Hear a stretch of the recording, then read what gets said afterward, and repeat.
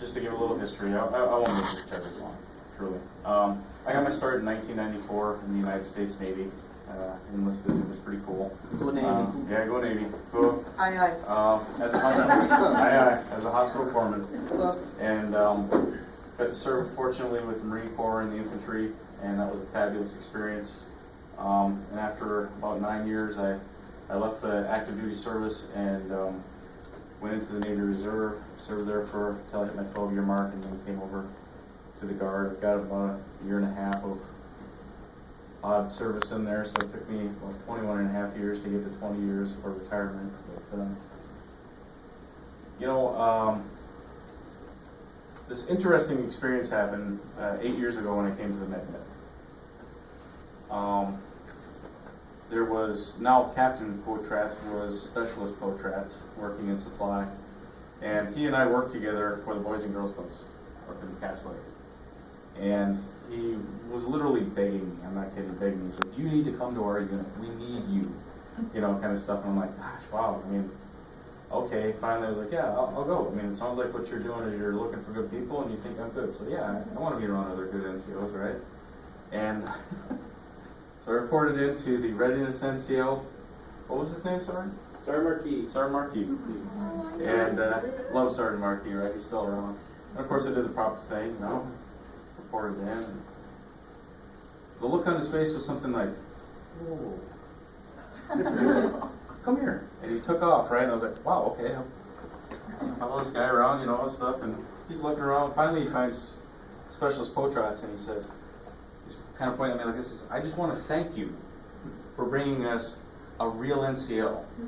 And I was like, boy, if he only knew I came from the Navy, I'm still using Navy terms and all that. Hey, the deal is apparently, the Med was looking to try and raise the bar, okay? And there were a few issues, okay? And units have those things, kind of things, right? But, you know what? I saw great people come in, Sergeant Deco, Sergeant Harrigan, a number of other NCOs and officers come into the unit, and we really kind of raised the bar. Sergeant Boyd's been here the whole time and seen the difference. And I guess there's something I want to say there is when some of the other NCOs passed on and went out of the other units, I was literally pulled aside, and I think some of us were, and they said, "Look, we're raising the bar here, okay? We've got a reputation, and we're trying to change that, and we're handing off that torch to you. Keep raising that bar, okay?" Great. And that was a great feeling. It was the right thing to do. And I felt that I'd done that. At one point, I was the NCOAC for the TMC. I was the headquarters platoon sergeant and training NCO and a few other things all at once, right?